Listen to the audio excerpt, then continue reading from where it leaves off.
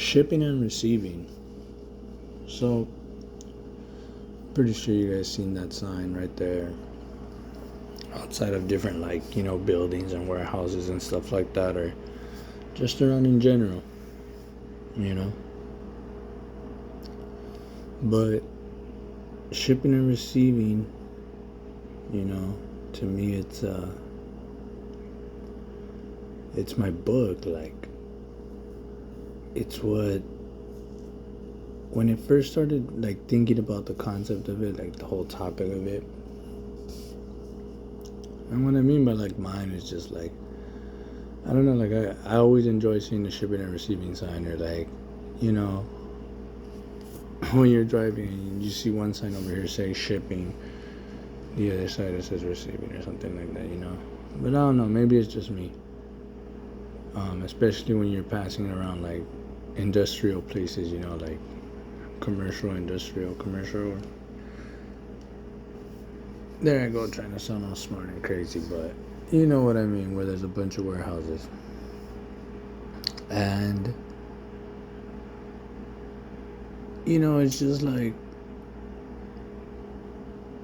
when I first started working at that warehouse with my brother, like I was saying in my other video, that was kind of the concept of it right there. It was two brothers that started working in a warehouse in Los Angeles. And it was just kind of like, all right, what can they do? Like, what's going to be their backstory? Like, what's the point of this? It was just kind of hard to start pinpointing what kind of storylines, because I was just basically going to go off. They were gigging, and just coming out of high school and just trying to figure out what they wanted to do in life, and basically going to show how they started gigging around East LA and stuff like that. But I mean, I wanted to have a whole idea, or like that. Yeah, that's the idea.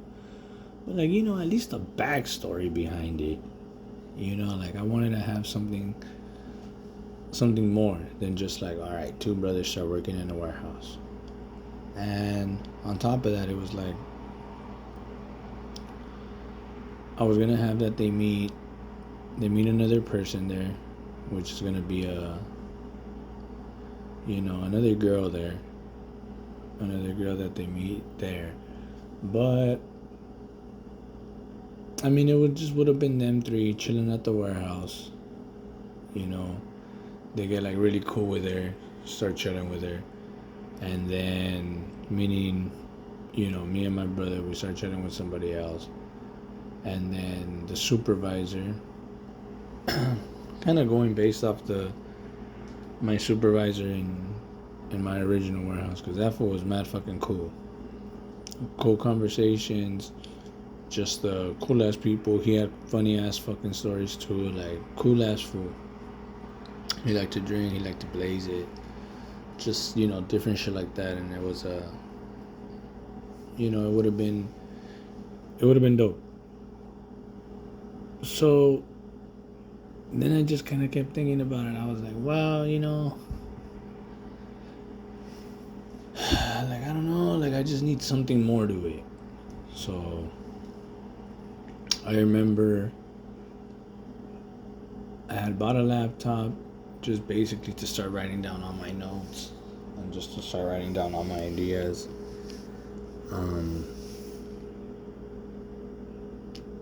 Just kind of like seeing the different storylines I can make out of it,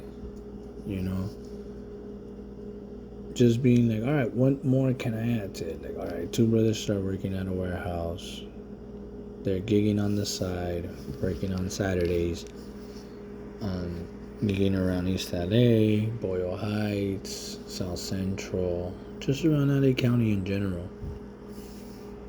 And to me that sounded more like a sitcom. Like, that sounded more like something that was like, I didn't have no like thriller behind it, I guess you can say, or no drama behind it. It's just like, well, what's the drama behind it, So I kept going with the idea, and I just always had it behind my mind. And then when I really got on the road and I started traveling, is basically when I started putting everything together.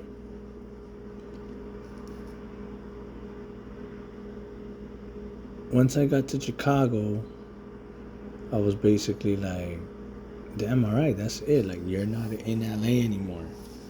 Like, now you're out on the road. They have you in your own room. You're getting per diem.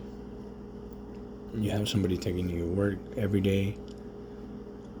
You know, basically, everything's good. You know? And I was just basically like, all right, how can I add to this? You know, how can I add to the storyline that I already have? So then it was basically like, all right, well, two brothers go on the road. And then it was just like, all right. So see, at that time, I was being more of an associate. As far as like, I was just order selecting more. I was picking. I was at a lot more sites doing that. When I became a lead and started getting into a little bit more management roles, that's when I started kind of seeing the background, what goes on, the meetings that leads talk about with management, with supervisors, with directors, with vice presidents,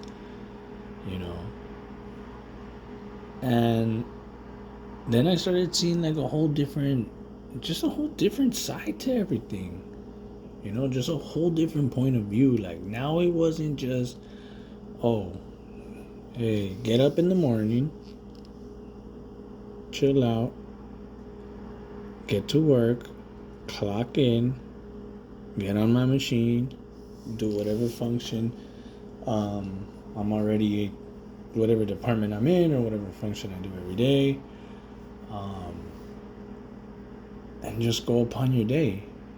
It would be just as simple as that. But now, being out on the road as a lead and being in charge of really having people come out here and get them up to par and get them up to speed with everything that we're doing, trying to get them up to 100% for performance, that's what I was doing.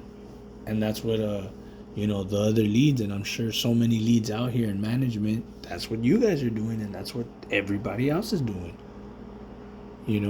And this is what shipping and receiving is about.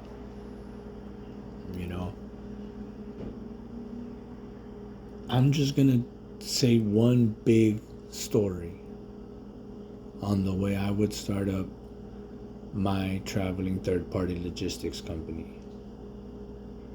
I've had so much experience. I've seen so much in warehousing. It's just like, I have to, like, because it's just badass. I'm not gonna lie. Like, you see machines that operate themselves. You see automated machinery that they're building pallets on their own. You see pick-to-light systems, robots, special ways that they're planning on doing delivering. Like, just seeing this whole field in the future and what it wants to become, because it's gonna be tough, but for sure it is doable, and basically this is what shipping and receiving is going to be about.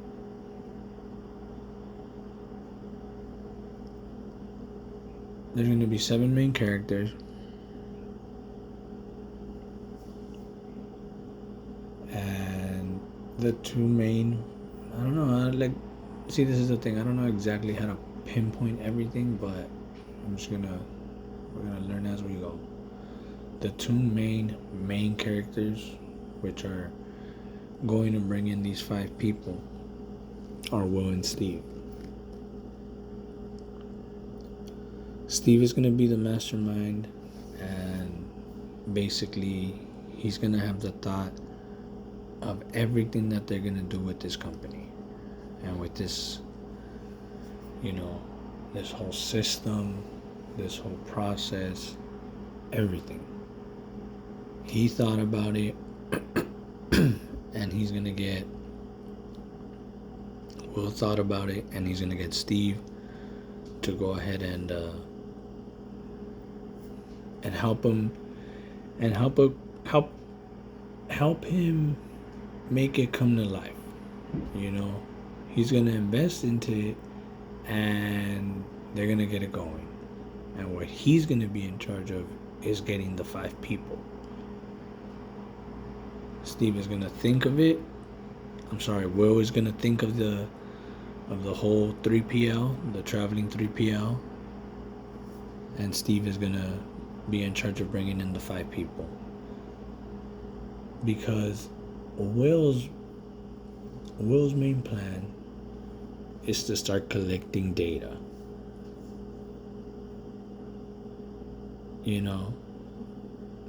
Like someone once said, if you have data, data is king. If you have data, you win with data. So he's gonna think right away, what I'm gonna do, I'm gonna start finding a way to start unloading containers that are coming in from China.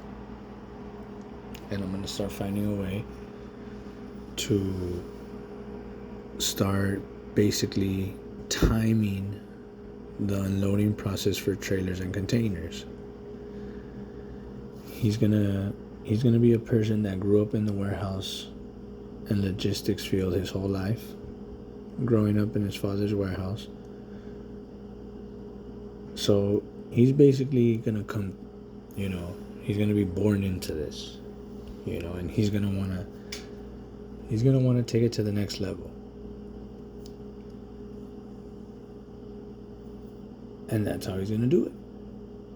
He's gonna start a traveling 3PL that's gonna go around and just get as much experience and help out their partners and as much companies and in as many states and in as many countries as they can.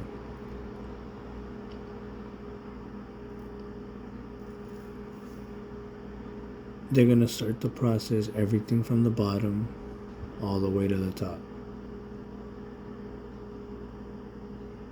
Since he's already working in his father's warehouse, he's going to have access to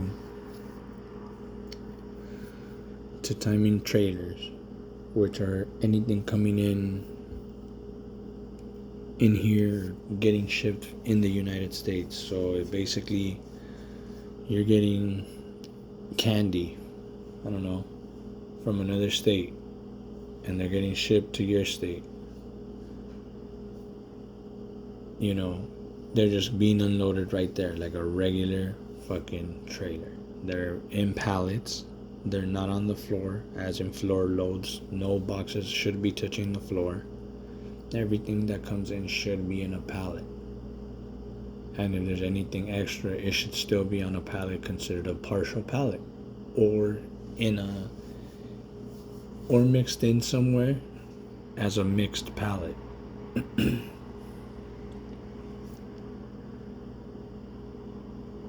And then there's containers that come in from China to put in as much boxes as they can. Those do not come in pallets. All those boxes come on the floor. So they're being unloaded by people or by a person. All those boxes one at a time onto a pallet.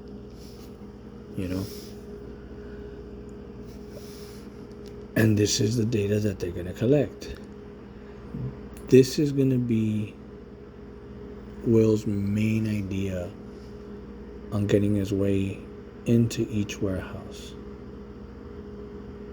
Right off the bat, this is going to be their main focus. Just the unloading process.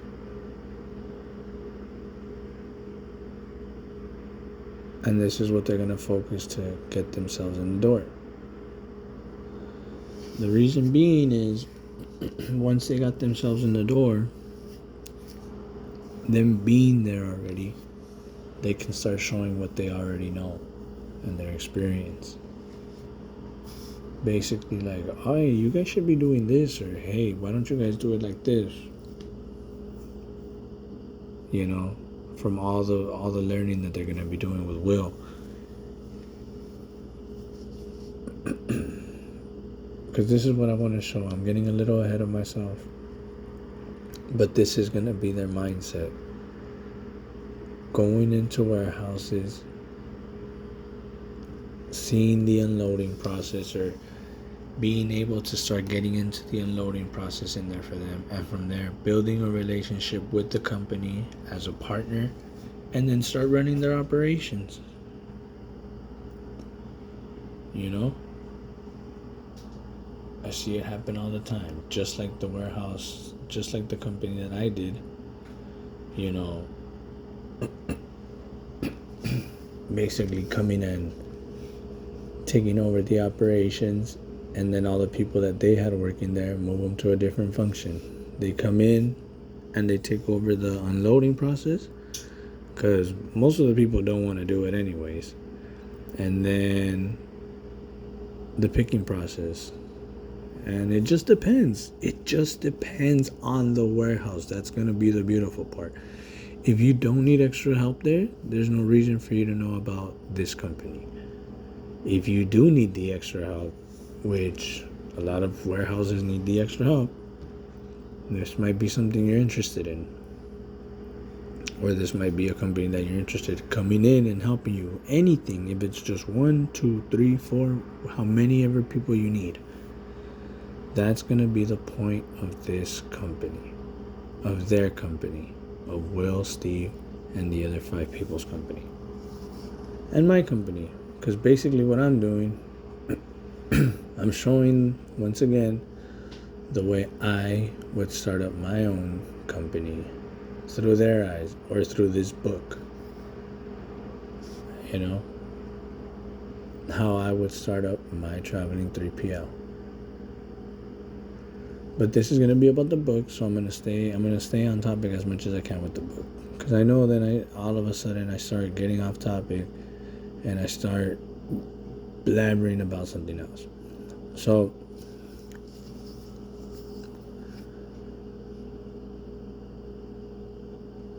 Will and Steve are going to bring in these 5 people. This is going to be right off the beginning. Basically, what I should be doing right now is sending you the manuscript, or the Bible outline. Basically that. So,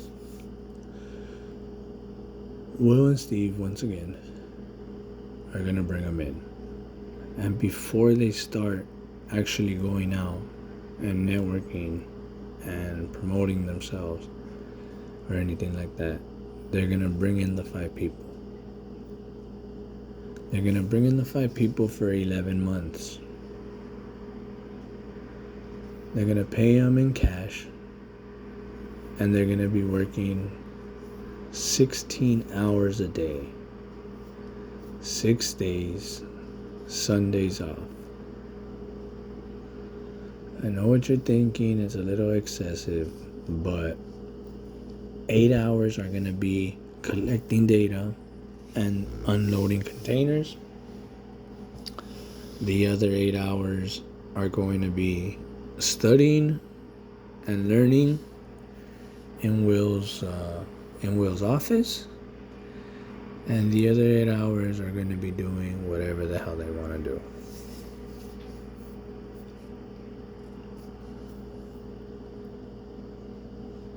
Right away, everybody's gonna know what type of people they're gonna be involved with. And what I mean by that is, since Steve is in charge of getting these 5 people, he's gonna get people that he knows, that he's comfortable with. And basically what Steve and Will come to agreement upon is that basically To get people that are not gonna go out there and start fucking blabbering. To get people that are gonna come in, make this money, because they're gonna end up paying them in cash. So they're not gonna have to pay any taxes. They're not gonna have to do anything crazy. And just tell them to go back home. You know? Without having to attract too much attention. He's gonna tell them just like that, like, look, bring in 5 people that we can just record data with. Let them know they're gonna be out here for 11 months, and this is the type of trial that we're gonna do. And the plan is pretty much gonna be just time everything out, and they're gonna build a performance pay scale. So they're gonna use the data that they collect from these 5 people to build a pay scale, to see data on how females and males work, and how they can keep up with time. You know, I think that way they can say, you know what, we've done our research, this is what the pay by performance is going to be if you want to hire our company. And that's the way it is, you know, based on our numbers, you know, because they're going to bring in 3 males, 2 females, and they're just going to collect data with all of them, because at the end of the day, both genders can go ahead and do different functions. But I think out of everything, unloading and picking and things like that, the more physical functions, that's what's going to attract the attention. And in the future, that's what they can basically back themselves up with. Like, hey, like, okay, if you don't need people here to pick or to unload, if you need people here to be in the mods or to be doing put away or to be on a cherry pick or something, well, we have females that can do that as well. You know, sometimes they would like to use females in different types of functions, and, you know, repacking or just different things like that. And that's what I'm trying to get to. You know, any of the people that we hired through our company basically can go out there and do any function. 'Cause I'll tell you, man, I've seen some females out there that can fucking pick at heavy fucking warehouses. So that's what I want. That's basically what I want this to show, that they're coming up. Because remember, everything's going to be based upon a 3PL. So they're going to be getting paid premium. And they're going to be, I'm going to go over everything as far as how it's going to work with the money and everything, because I do got everything figured out already. But I do want to stay on topic as far as just the manuscript and the book and everything. But like I said, it is going to get on into that, and that's what I want: the performance scale, the rates that they're going to be using, the data that they're going to be collecting, all of that. That's what I wanted to show. That there's a reason why they have this data collected, and a reason why they're using these numbers, you know. So they're going to bring them in for 11 months. They're going to pay them in cash. And if they can go ahead and complete their task of staying here for the 11 months, they're going to walk out with $214,320,000. I'll explain later once again how I got the numbers into details, but that's what they're going to walk out with. And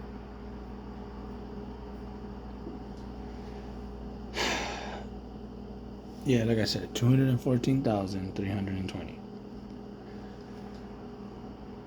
Basically, they're gonna be in there working and getting paid for every hour that they're in there for those 16 hours a day. That's basically how it's gonna add up for so much. And they're not gonna be getting paid any taxes. They're just gonna be getting paid under the table, basically in cash. So they're not gonna get taxed. That's basically how Will's gonna break the ice with them and just show them, like, look, what's up? I'm helping you, you help me, I don't give a fuck. Let's just collect this fucking data and that's it. And see, that's what I wanna make the story realistic, because at the end of the day, sometimes it's true. You just gotta come out and say shit like that. As far as maybe I see it, just like, hey, what's up? I'm trying to do this, like, let's do it. Just for collecting data. I mean, obviously, you don't want nothing bad to happen as far as, like, them fucking up with the machinery, but they could do it for 11 months without anybody getting hurt or without, causing any attention. If anybody asks in the warehouse, it's basically like, oh, that's just a partner that we hired, a company that's working in my warehouse, because at the end of the day, that is Will's father's warehouse. So,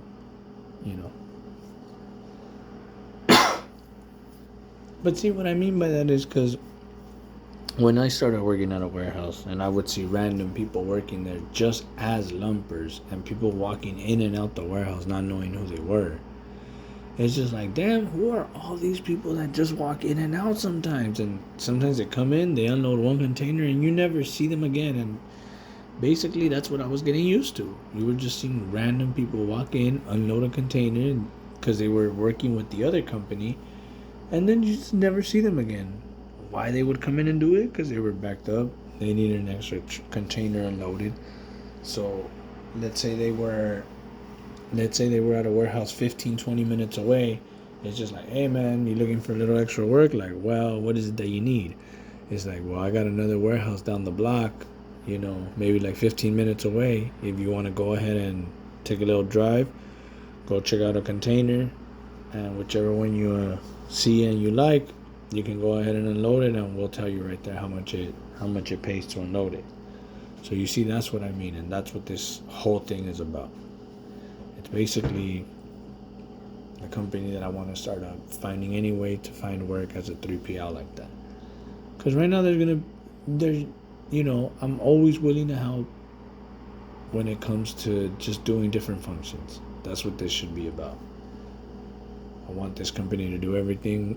That way we can find people that are expertise in all of these things. You know what I mean?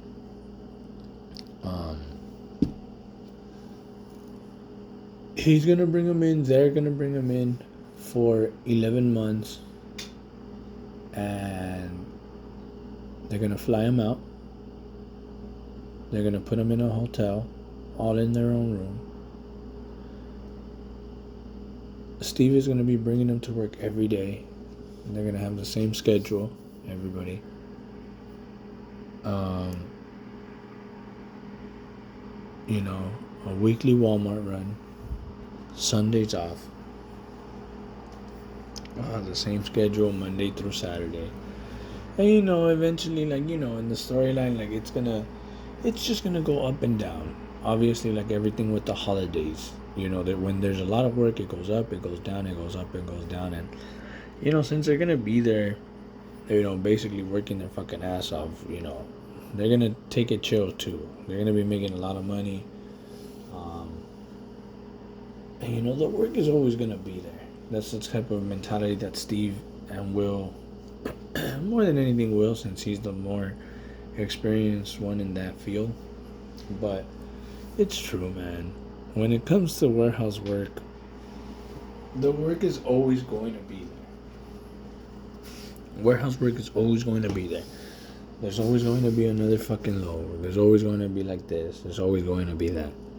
Everything is fixable at a warehouse. Remember that. If the pallet doesn't go out, it's fine. I don't know. It's not always the end of the world, and because yeah, some people take it a little too serious, and I know I should take it a little too serious, but I've always taken it serious, and thankfully, like, it's once again, it's never a big fucking deal like that. Like, every problem that I run into is always fixable at the end of the day. But yeah, they're gonna bring them in. Once again, they're basically gonna be doing it like I'm doing it right now. Fly in, somebody takes me to work, but now they're gonna be collecting the data, and then 8 hours they're gonna be unloading containers. So they're gonna use the machinery. They're gonna be timing everything, finding discrepancies, sometimes finding problems that happen when you're unloading, different things like that. And just timing everything, and really more than anything being like industrial engineers. Like, that's what Will and Steve are going to be doing. They're going to be timing how long they're doing it in, the type of different techniques they're doing it in. They're going to find out the best ways to unload containers. They're going to build a system that does everything. And like I said, they want to build a system like this, that way when they are ready to grow as a company and start hiring people as a company, basically, it's like, hey, you work, you get paid good. You don't work, you don't get paid good. Like, if you work at a higher performance than you're supposed to do, perfect. Like, stop fucking around. If you're fucking working your ass off, you're gonna get paid good. If you don't, you want to be fucking lazy, you're gonna get paid.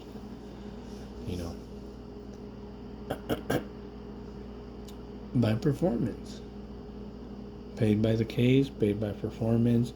In all functions, everything's timed. That's gonna be their main sell point, their main attraction, I guess you could say, on working for them. And at the end of the day, like I said, working for me. Because that's basically how I'm gonna do it. Once again, this is every way that I'm gonna do it in the company.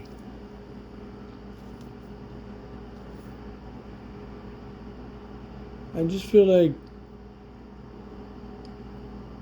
if you go in and you're doing a hell of a job, you deserve to be paid that. And if you're going in and just being fucking lazy, then you just don't deserve to be paid as good. And I feel like I've always heard that.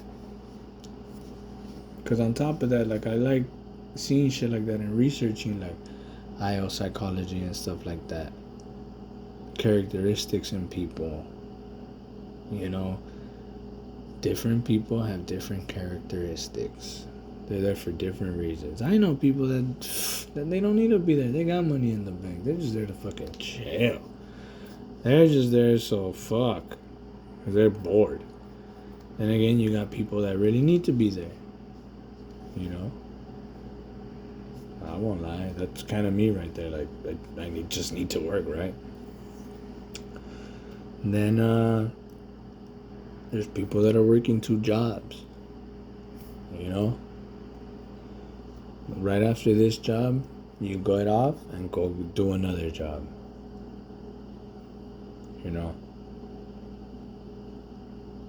There's just so many ways to look at it.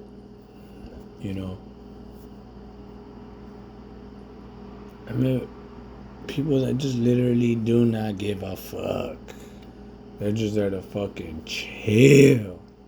Got their own room. Got their per diem hitting every day. It's all good.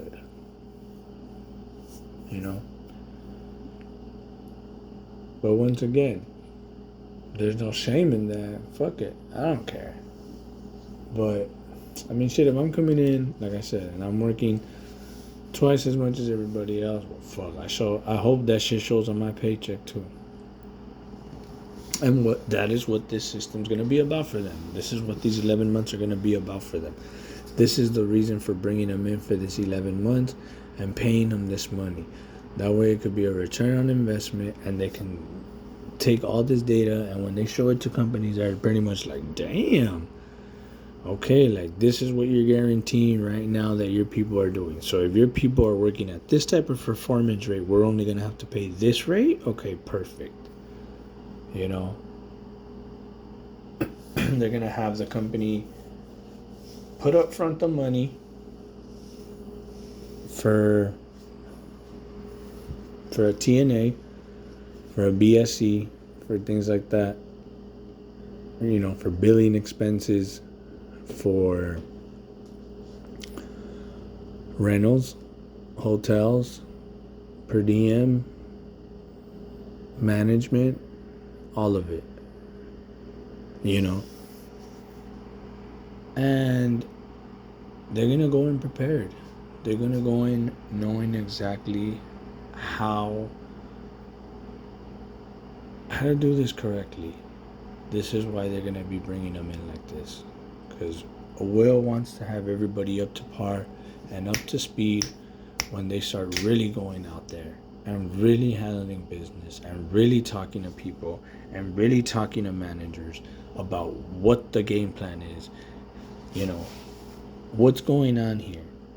Okay, we need 15 order selectors within the next 5 days. Okay, 15 order selectors. We will have them here by Friday, ready to work by Sunday. Everybody flies in Saturday, let's say Friday or Saturday. The way I would maybe probably do it, if I had more than enough money, would be everybody flying the day before, have everybody go get accommodated and go get, you know, settled in, I guess more better to say. Go get settled in, go get their groceries, go get everything they need. That way you start up on Sunday or Monday. Let's say that's, for example, everybody flies on Friday. Everybody flies in Friday. Saturday everybody has the day to relax and go get anything they need. You start Sunday or Monday. More than likely Sunday, to start off the week correctly, depending on whatever day payroll does. But that is the way I would do it. But you're going to do everything professionally and up to par and say, okay, I need these 15 people here. Boom. They're going to be order selecting in the freezer, or 5 in the freezer, 5 in the dry, 5 in the perishables. How are we going to do it? What's going to be their shift? What's going to be our shift? What times are we going to be working? What machineries are going to be working?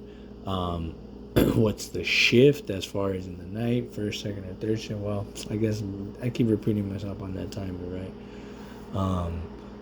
You know, but anything that has to do like that, you know what I mean? This is what they want to be ready for. They want to go in knowing exactly what the hell they are going to be doing. So that's going to be, you know, that's going to be mainly the main point of, I guess, the first chapter, first season, however you want to call it. I guess the first book, or the first, you know, season. But throughout those 11 months, that's basically what they're going to be doing. Going in and collecting data. They're going to be learning on, Will's going to be teaching them on how to be going in and talking themselves into warehousing, learning all these different types of functions, really learning from the ground up, from the security aspect on loss prevention, on the cameras up in the warehouse, anything from coming into the gate, from really coming into any warehouse right off the top, the way you get in, if you need to be badged in, if you need a badge, what do you need, what's allowed in, what's not allowed in, the orientation process. Then on top of that, when it starts getting into departments, then you're gonna start learning about the yard goading, unloading, receiving, hauling, put away, replenish, order selecting, staging, shipping, loading, auditing, inventory, cycle counting, anything that has to do like that. Then they're also gonna get into safety, just in case there's an accident or incident, any tickets that they have to learn to put in. Then after that, learning to book flights, learning about the system that they're going to be processing and developing, learning about everything that they're going to have to start doing, and about the states that they're going to be working in, the laws, everything. They're just going to have to learn it. If they want to be on top of this business and stay a part of this business, that's what this first season is going to be about. Yeah, it's going to be a difficult task, but it's going to be worth it at the end, you know. And obviously, they're going to keep going because this story has more than one season. But as you can see, this is going to be. They're all going to be young. So the 5 people that they bring in, as far as, the age range is 18 to 23, all 5 of them. And since they're going to be basically like, young adults, well, I don't want to say they're going to be like sponges because but in a way they are. They're going to have to, and Will and Steve are going to explain to them, for the next 11 months, they're just going to have to stop focusing. Like, they need to focus if they want to be here or not. If they do not need to be here, if they have something right now in their mind, in their soul, that they should not be here, they need to leave. Basically, like, if they're here, it's to focus on this, because they're going to end up leaving with a very nice reward, with a lot of money. So they need to focus on this. The only way that they're going to be gone is if they just keep fucking up, because they need everybody here every day. They're going to let them know that they're working so much because they want to keep them out of trouble. They're going to try to keep them out of the bullshit. They're going to be in Toledo, Ohio. They're not going to be from there. They're going to be out-of-towners. They want to keep them out of trouble for now. And they're going to be making a lot of money. And there's a lot of cool shit going on towards Toledo, Ohio, and Ohio in general. So that's what this whole season, this whole first series is going to be about. They're just going to learn from the ground up everything. And like I said, they're just going to come in, learn all the machinery, learn all the basic stuff. This is what I'm going to... Because right now, everything, like I said, all of this is off the top of my head. I don't have a script in front of me. I don't have anything in front of me. So everything is just... I've just practiced this probably so many times that, like I said, I got another channel where I just speak about all the same shit. So, but at the same time, it's like, they're going to come in and they want to be well trained. And Will just really wants them to learn on how to go in and stay in there, because that's the main goal. Get people work all around that local area, and just try to be building in different warehouses all around the United States. You see it all the time. I see this all the time. For example, the company that I'm with, they did the same exact thing to the company that I'm with right now, where I originally got there. So this happens all the time. A lot of big major companies use 3PLs as partners to do driving things, logistics stuff, warehouse stuff, I don't know, driving stuff. I already said driving. Fuck, my bad. I just keep fucking repeating myself.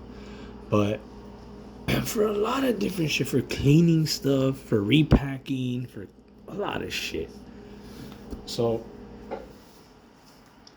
they're gonna go to Toledo and train there. I really want to pinpoint the first weekend that they get there, because this is going to be, the whole traveling experience and from all of them, it's going to be really their first time away from home. And, it's just going to have to be a base for the whole show. You know, they're going to come in because this is going to be their life now for a long time.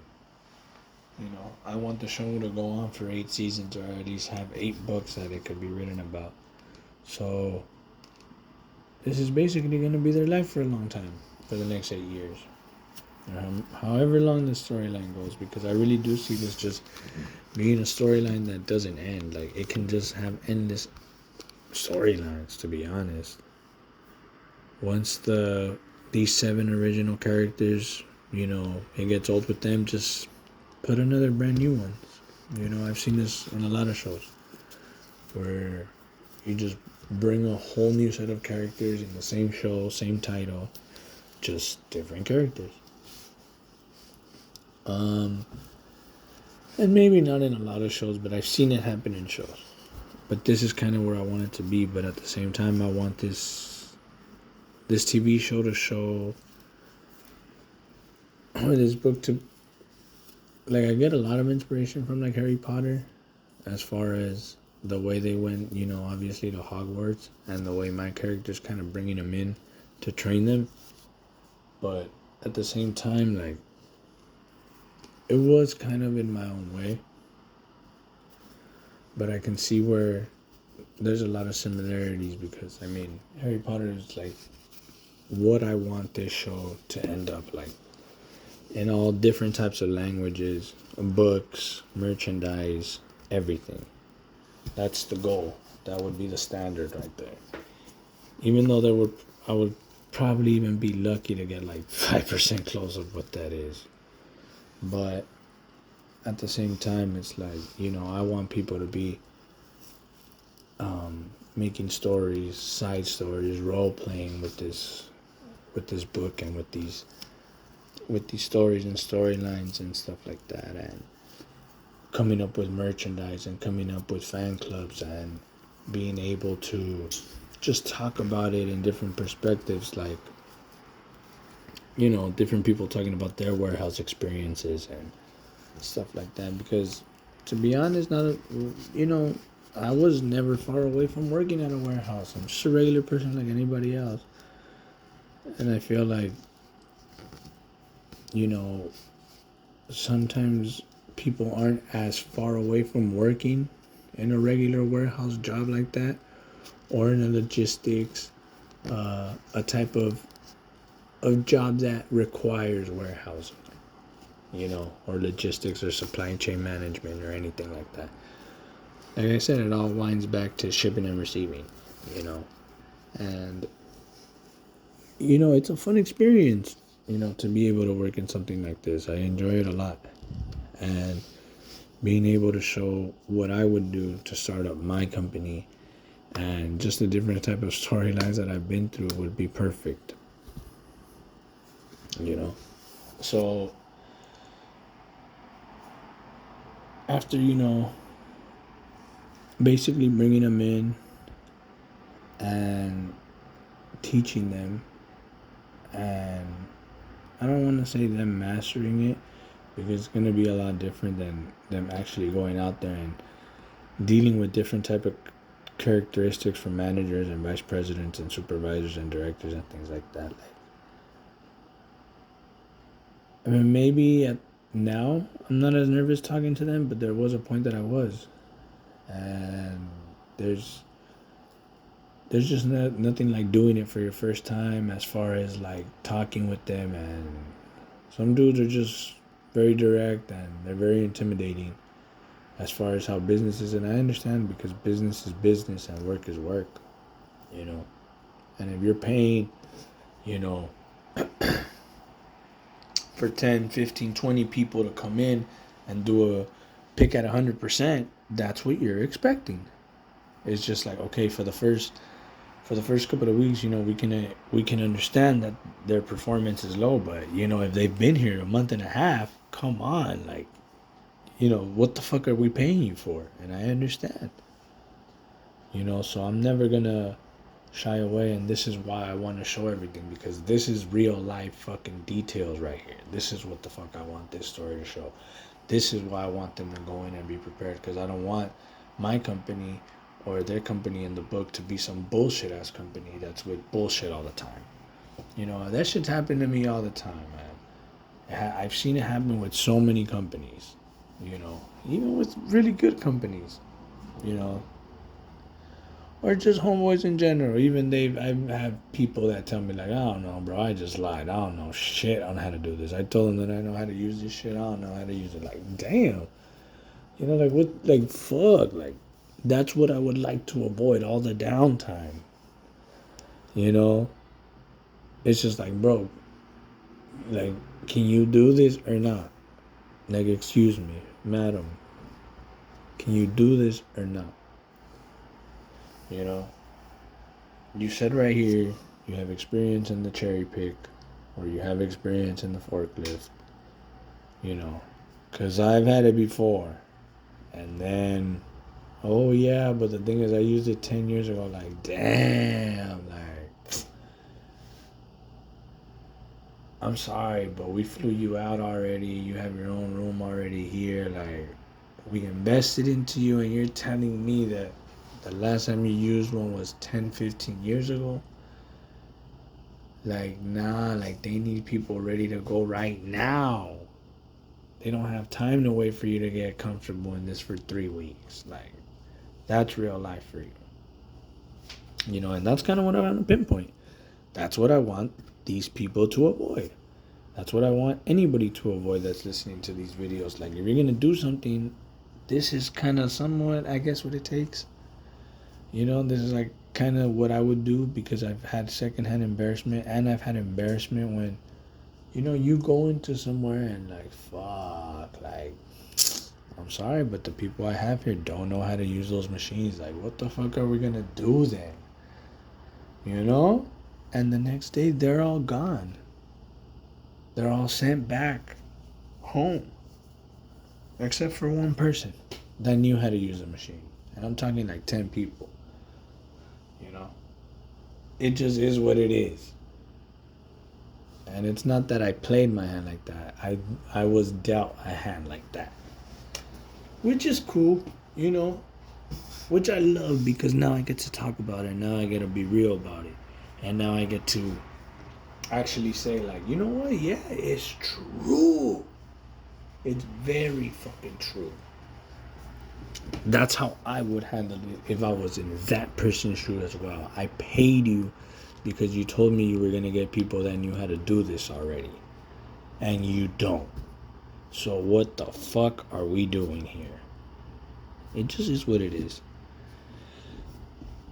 After the first season, after getting trained, after basically getting, you know, schooled up, educados, getting educated up on the underground world of logistics, they're going to go out and get their first official place, official site, official warehouse, official location in Montgomery, New York.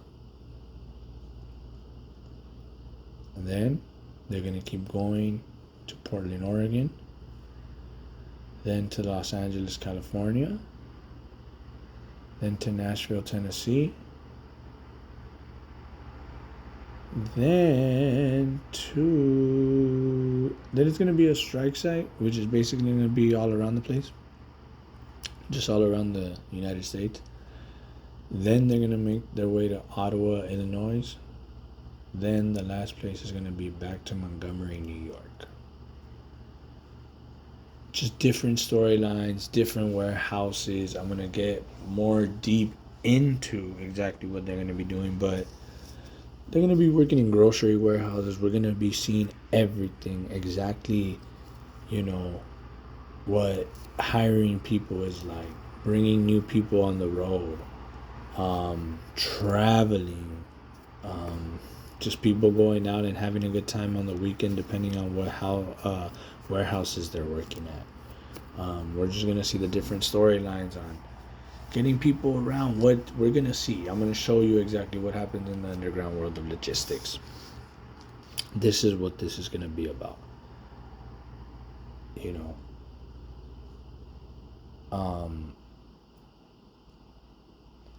it's just going to be all the experiences I have into one, and it's basically going to show just how they started up, when they start transitioning into going out and getting their first site and beginning to hire people, then moving into other warehouses and start working in the other coast. So in the beginning, they're going to be starting off in the East Coast. Then they're going to stay in the East Coast. The third season, they're going to move over to the West Coast. And see, this is what the show's going to be about. We're going to learn about all the different laws, everything that they have to go through as a company. You know, all the obstacles that 3PLs go through. You know, a lot of people call us temp agencies. I mean, yeah, that's cool. But see, that's going to be the thing about this show. At the end of the day, you know, they're going to end up not being there in 5 to 10 years. And the people that are working in that warehouse, they're still going to be there. You know, these people are going to understand that they want more in life. I'm not saying it in a bad way that the other people don't, but these 5 people that Will and Steve get are already going to have their mind made up within the first season. Now we're just going to see them playing it out. We're going to see them growing as people. You know, we're going to see what kind of people they were in the first series, in the first book, and really develop into the people that they become. You know, like I said, I'm gonna get more into detail in just separate recordings, because you know, I just want to be able to keep going with this and be able to post up as much as I can, because I know I do keep repeating myself a lot, but at the same time, like, I really just want to keep putting into your head what at least this first chapter of this book is about. And I'm just going to keep posting up videos on different topics of the book. Same thing. A lot of these audio recordings are just for you to really put on and just listen to. All the videos that I post up. You know, I always try to make them an hour long. I always just try to keep talking. And every day I try to post something about just another topic.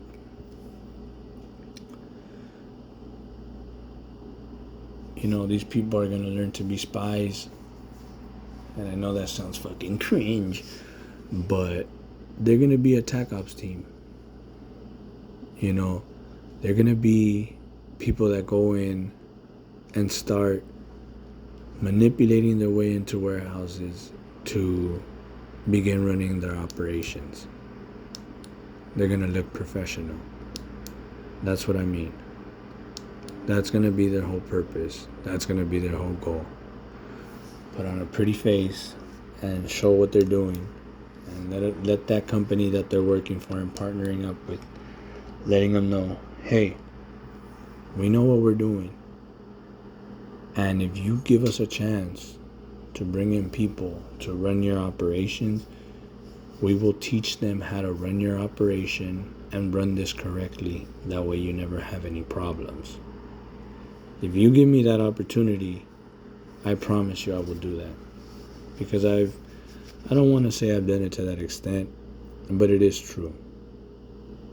You go in, you learn the whole process, you master the process, and that's going to be their whole goal.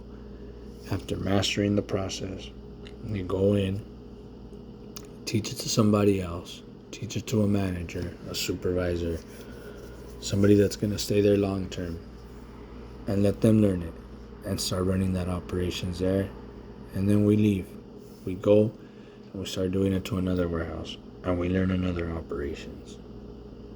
By that time, the empire should already be built anyway, so we're going to be focusing on other things. But that's basically what shipping and receiving is about. They're going to come in, they're going to start an empire, they're going to start a company, you know, and they're going to make it work. How? By coming in and knowing the field that they're going to be in and not being fucking idiots about it. Appreciate you guys listening. Everybody be safe, alright?